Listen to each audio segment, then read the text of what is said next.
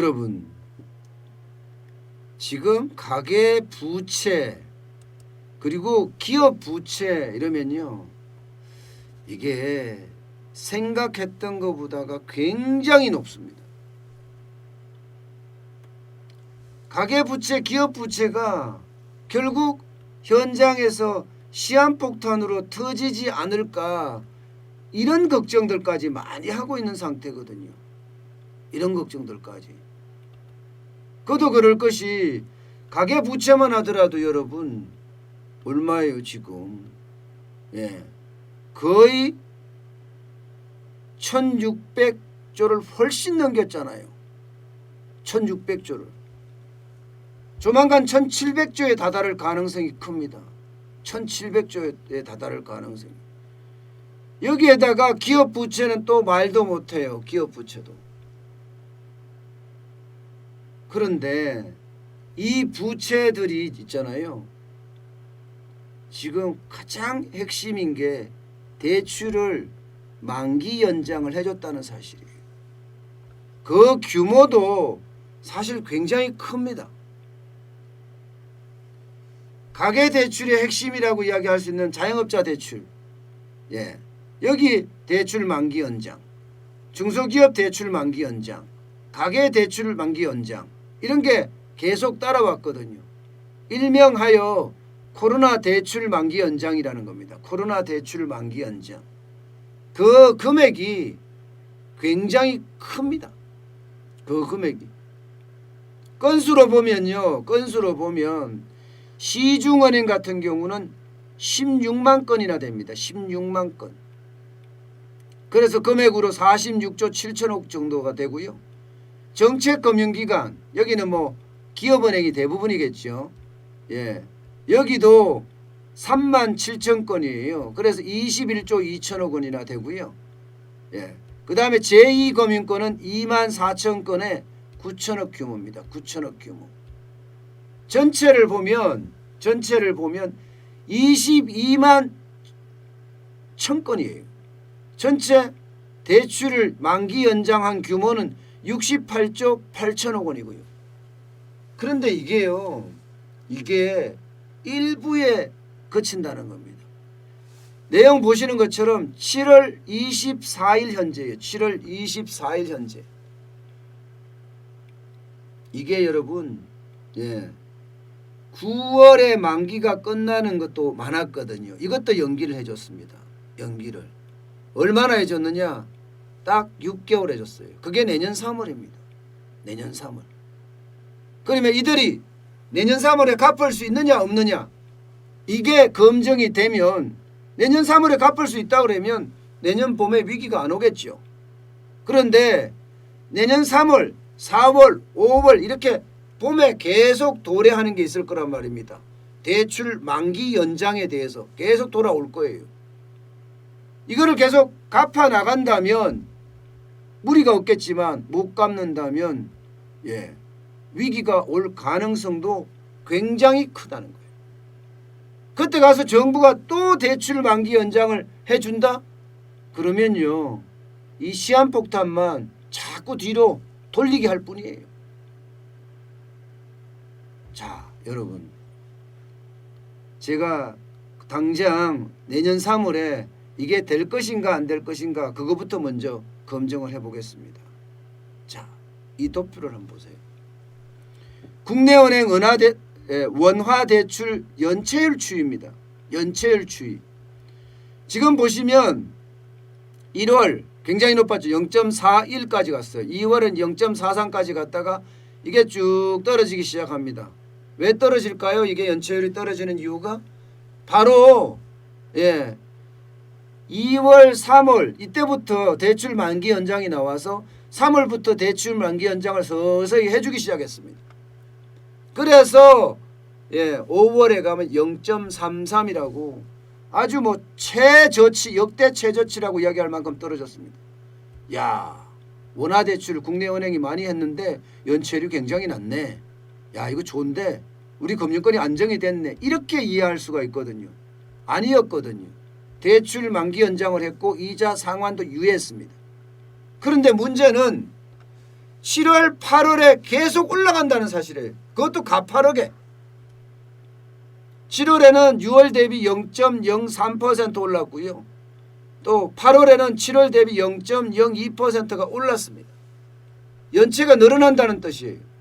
여러분, 대출 만기 연장해주고 이자 상환을 유예해줬는데 다시 연체율이 올라간다. 이 말은 무슨 얘기예요? 이 말은 아니 위기를 극복하고자 많은 대출과 많은 이자 상환을 미뤄줬는데도 불구하고 다시 연체가 생긴다는 것은요, 현장에서 경기가 굉장히 나빠졌다는 이야기입니다. 쉽게 말하면 돈 벌어서 돈 빌린 거를 못 갚는다는 거예요. 이미 1차, 2차에 걸쳐서 대출 만기 연장을 해줬는데도 불구하고 내가 장사해서 그 돈으로 이자나 원금을 못 갚는다는 이야기랍니다. 그러면 이게 나쁜 게 계속 점정적으로 올라가다가 내년 봄에 가서 이제 대출 만기 연장한 거 그때부터 시작이 돼야 되거든요. 그것까지 같이 겹쳤을 때는 어떻게 될까요? 뻥! 가능성이 굉장히 커지고 있는 거죠. 예. 이거는 심각한 가능성입니다. 심각한 가능성. 당연히 장사가 잘 돼서 벌이가 좋아서 대출을 한 것을 원금뿐만 아니라 이자까지 갚아 나간다면 그나마 이자 유예가 대출 만기 연장이 유예가 된 거 이거 그때가 장사가 잘 되면 또 갚아 나가면 되거든요.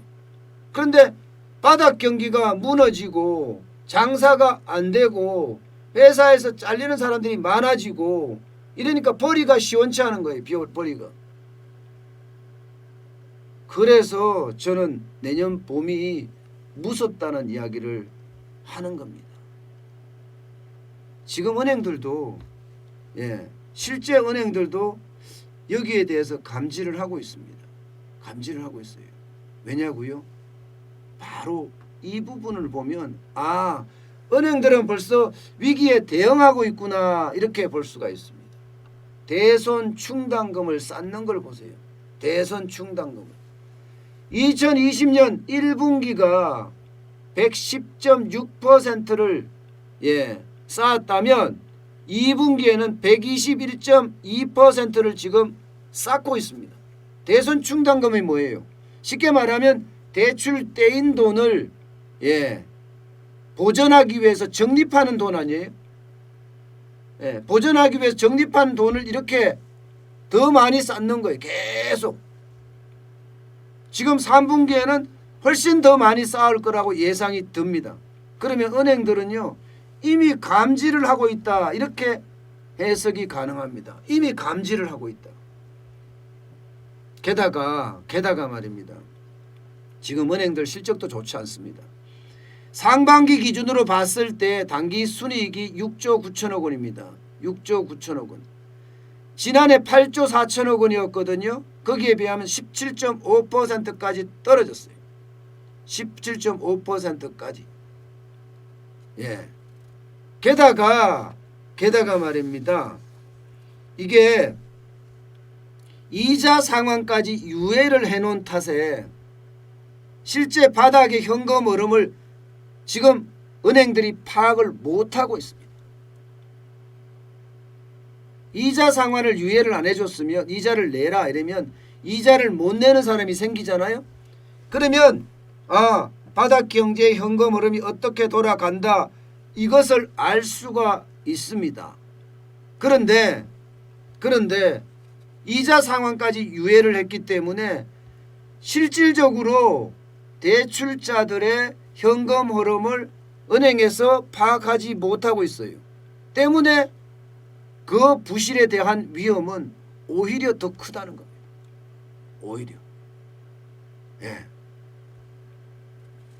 이게 충격파가 얼마나 클지도 점점 다가오는 겁니다. 여기에다가 이제 바닥 경기가 그 정도 어려운 데다가 지금 더 큰 문제는요, 한계 기업이 너무 많아진다는 거예요. 한계 기업이. 좀비 기업 말입니다. 쉽게 말하면 이자 보상 비율이 1, 2하로 떨어지는데 이자 보상 비율이 무슨 말이냐고요? 돈 벌어서 이자도 못 갚는 회사가 천지라는 거예요. 이자도 못 갚는 회사가. 이게 작년 경우에 말입니다. 한 개 기업에 대출해 준 돈 이게 116조였습니다. 올해는 176조입니다. 176조. 그러면 지금 얼마나 늘은 거예요? 이것만 단순하게 보더라도 60조가 늘었잖아요. 60조가요. 예. 시중은행에서 한 개 기업에 빌려준 돈이 176조까지 갔다. 그런데 여기에 부분에 많은 대출 연장이 와 있다. 또 이자도 갚지 않는다. 그러면 바닥 경기에 어떤 대출자가 어떻게 돈을 갖고 있는지 모르듯이 이게 실물 경제에 기업의 위험이 어떻게 노출되어 있는지를 지금 알지 못한다는 거예요. 기업이 어떤 위험에 노출되어 있는지를 알지는 못한다. 이자라도 갚으라 했으면 그 상황이라도 알 수 있는데. 특히 말입니다. 서비스업 또 운송업 이런 쪽의 한계 기업들이 지금 굉장히 많아지고 있다는 거예요. 예. 그러니까 은행이 지금 뭐 대손 비용만 하더라도 상반기 전체만 한 3조 3천억 정도 쌓았습니다. 3조 3천억. 예. 지난해보다가 2조가 늘었어요. 2조가. 당장 하나은행만 하더라도 3,571억 원을 적립을 했고요. 우리은행도 마찬가지예요. 신한은행도 2,700억 원 정도 했고요. 국민은행 1,400억, 농협이 1,800억 정도 대선 충동금을 지금 쌓았습니다. 그런데 여기서 여러분들이 느껴지는 거 없으세요? 여기서 여러분들이 느껴지는 거 하나. 자, 대출 만기 연장 한 게 엄청나다고 했죠. 여기다가 한 개 기업 대출도 엄청나다고 했죠. 그런데 대손 충당금을 쌓는 비율은 높은지 모르지만 비율은 뭐 120%다 뭐 110%다 이렇게 하는지 모르지만 금액으로 보면 3조 3천억밖에 안 됩니다. 부실은 이거보다 훨씬 더 클 가능성이 있는데 예. 게다가 당기순이익은 6조 9천억밖에 안 되는 상황에서 예, 대손 충당금도 적게 쌓는다는 이야기예요. 대손 충당금에도. 이게 그래서 제가 한꺼번에 이게 터져버리면 예, 3월에 가서 한꺼번에 터져버리면 바닥 경제는 돈 벌어서 갚지도 못하고 기업은 돈 벌어서 이자도 못 갚는 상황이다. 한 개 기업이 속출하고 있다. 이렇다고 하면요. 내년 3월에 특히 내년 봄에 위기로는요. 어느 정도 설득력을 가지고 있습니다. 어느 정도 설득력. 저는 재빠르게 정부도 이기에 대한 인식 분명히 저는 하고 있으리라고 생각을 하는데요. 지금 어떻게 하든 예, 제가 보기에는요. 기업을 살리는 쪽이 훨씬 빠릅니다. 훨씬 빠릅니다. 내수도 당연히 살려야 되지만 기업의 우리 수출 경쟁력을 가지고 있거든요. 그래서 저는 기업의 경쟁력을 빨리 가져가라는 이야기를 자꾸 제가 하는 거예요. 그렇지 않고는요. 한 개 기업이 완전히 위험에 노출이 되고 바닥 경제가 위기 밑으로 떨어지면 내년 봄 위기는 사실로 될 가능성도 굉장히 높아집니다. 제일 중요한 것은요. 예. 기업의 어떤 경쟁력을 길러주면서 다른 한편으로는요. 예. 이 방호 물품 또 치료제 개발, 백신 개발 여기에 매진하는 것. 저는 이것만이 지금 우리 이 위기를 3월의 위기를 극복할 수 있지 않을까. 내년 봄의 위기를 극복할 수 있지 않을까 싶습니다.